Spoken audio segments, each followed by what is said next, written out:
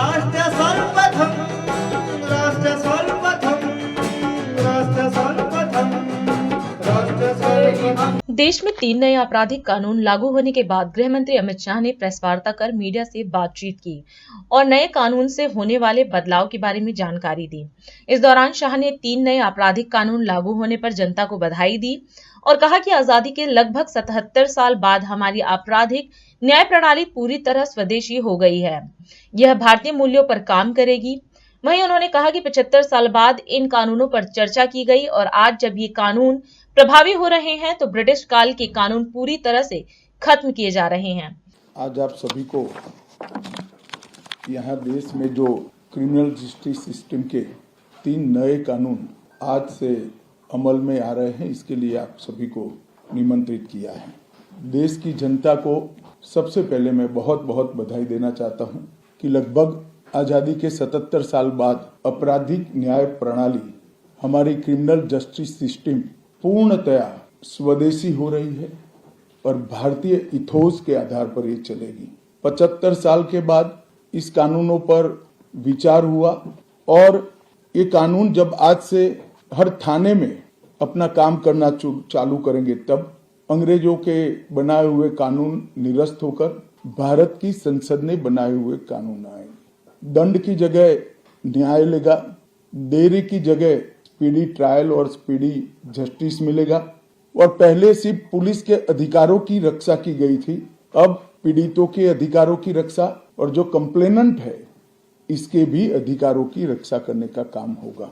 तो एक नए नजरिए के साथ ये तीनों कानून आज सुबह से ही मतलब कल मध्यरात्रि से काम करना शुरू किए हैं। अब इंडियन पिनल कोड, जिसको आईपीसी कहते थे, 1860 से जो कानून था इसकी जगह बीएनएस भारतीय न्याय संहिता आएगी।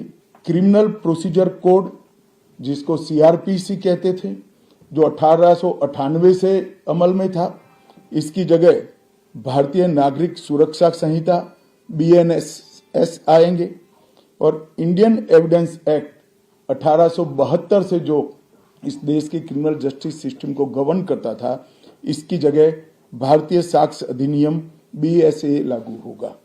तो बीएनएस, बीएनएसएस और बीएसए के लागू होने से पूरी न्याय प्रणाली का आपराधिक कानूनों की पूर्णतया इसके अंदर हम कह सकते अब भारतीय आत्मा है।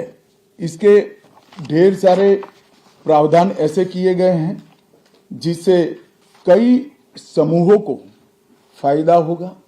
कई सारी दफाएं जो अंग्रेजों के समय से विवाद में रही, इसको हटाकर आज के समय के अनुकूल धाराएं जोड़ी गई है और कई सारी ऐसी चीजें जिससे भारतीय नागरिकों को परेशानी थी, इसको उठाकर नए प्रावधान किए गए हैं। सबसे पहले हमने इसमें हमारे संविधान के स्पिरिट के तहत दफाओं की और चैप्टर्स की प्रायोरिटी तय की है। सबसे पहली प्रायोरिटी महिलाओं और बच्चों के अपराध को दी गई है और मैं मानता हूं कि ये करने की बहुत समय से पहले जरूरत थी। एक पूरा अध्याय इसमें जोड़ा गया है जिसमें 35 धाराएं हैं और 13 प्रावधान हैं, जिसमें गैंग रेप के लिए अब 20 साल की सजा या तो कारावास, आजीवन कारावास, नाबालिग के साथ बलात्कार में मौत की सजा, झूठा वादा पहचान छिपाकर शोषण करने वालों के लिए भी अलग से अपराध बनाया गया है। पहले सुप्रीम कोर्ट के जजमेंट से चलता था। पीड़िता का बयान उसके घर पर महिला अधिकारियों की उपस्थिति में और अपने परिजनों की उपस्थिति में लेने का भी प्रावधान किया है और इसके साथ साथ ऑनलाइन एफआईआर की व्यवस्था से भी ढेर सारी उत्पीड़न का सामना कर रही महिला एम्बरेसमेंट से बच पाएगी, ऐसा हमारा मानना है। सालों से देश भर में मॉब लिंचिंग के अपराध के लिए कानून में कोई प्रावधान नहीं था। प्रावधान करने की मांग होती थी। पहली बार मॉब लिंचिंग को परिभाषित किया गया है।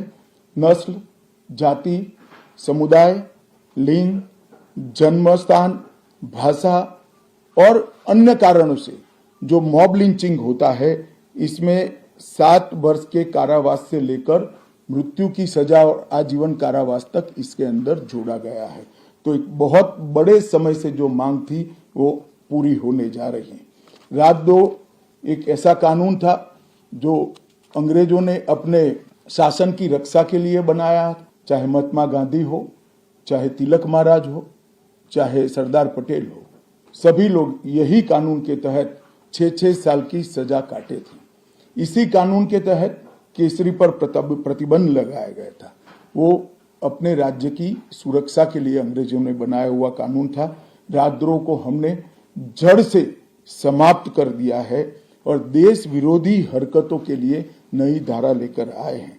पहले सरकार के खिलाफ स्टेटमेंट देना गुनाह था, अब भारत की एकता और अखंडता को क्षतिग्रस्त करने के लिए ये कानून अमल में आएगा।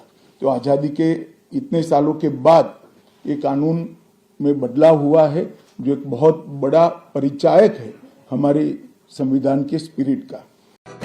राष्ट्र